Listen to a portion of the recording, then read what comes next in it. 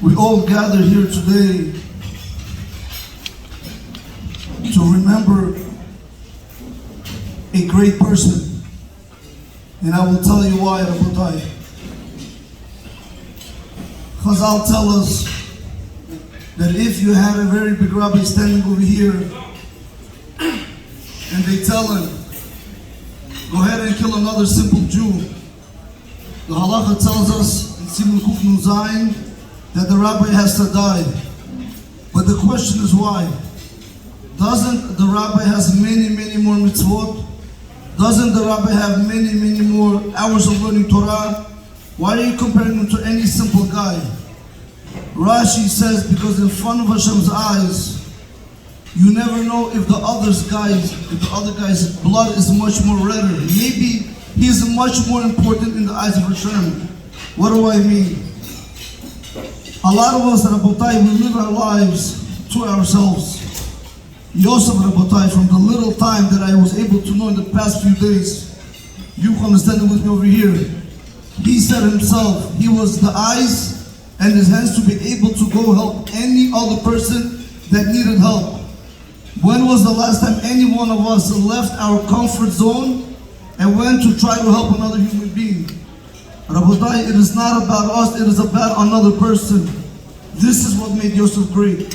He was worried about another Jew, Rabotai. He worried about how can he help another person come back. I want to say a little divrei Torah on his behalf.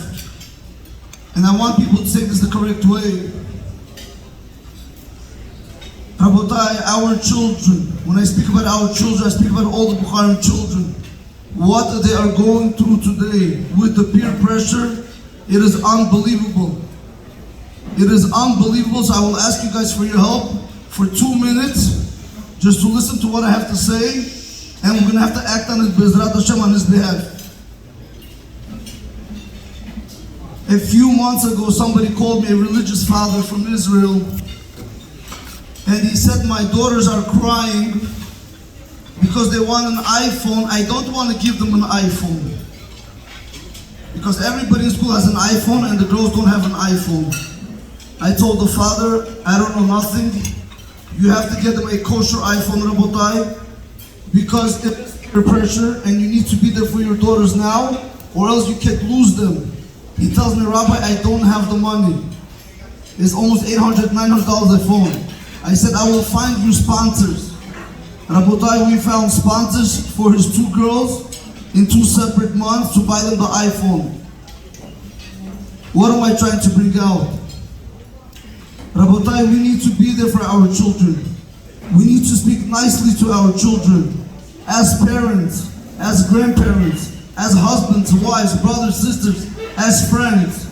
We do not know what every single person in this room is going through. You don't know. How do you guys know? You go home, you eat, you sleep, you pay your rent, you with your children, but you don't know what's going on with the other person in the room. Rabotai, when I come across people, the first thing I want to be able to show them is that I love them. I'll hug them.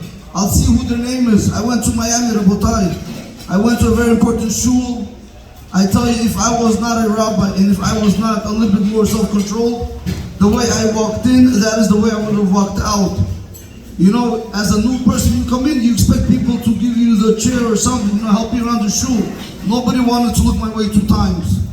Rabotai, in the house of Torah, when people walk in, if I'm there, Rabotai, the first thing I try to do, I don't care who the person is. I try to bring them closer, give them a hug, find out who they are, to try to make them feel important. This is, Rabotai, what we are missing. We are missing giving our children that self-confidence, that importance, that they are important in our eyes. How many of us spend time with our children? I'll ask you guys a very simple riddle. What is the hardest thing to do, but the greatest investment?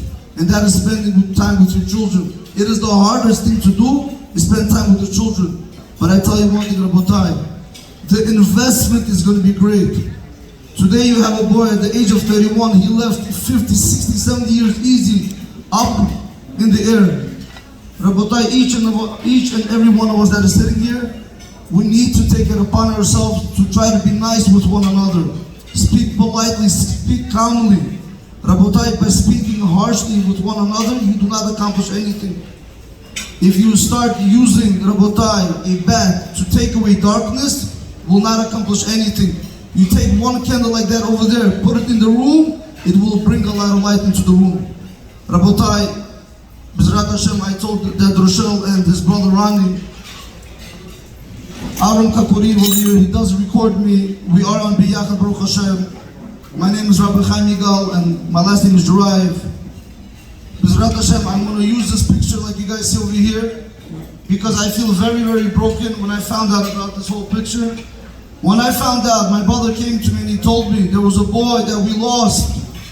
Our first initial reaction, why? What happened, Rabotai? It's not the why and why. What happened? That doesn't matter, Rabotai. We lost a soul. We lost a generation that could have come into fruition. We lost generations which could have come after him, Rabotai. Now that he's gone, it is our job to live for him. B'ezrat Hashem, we will try to do learning on his behalf throughout the year. We'll try to post him on YouTube and Biyachad chat, B'ezrat Hashem. Anybody who watches his chat, any of you guys will see him, B'ezrat Hashem, from now on, anything you guys, any small thing you do, he can continue living, but we can continue living for him. Rabbi John Michlai, just ask for permission, I apologize, Rabbi Davido, Rabbi Kilov.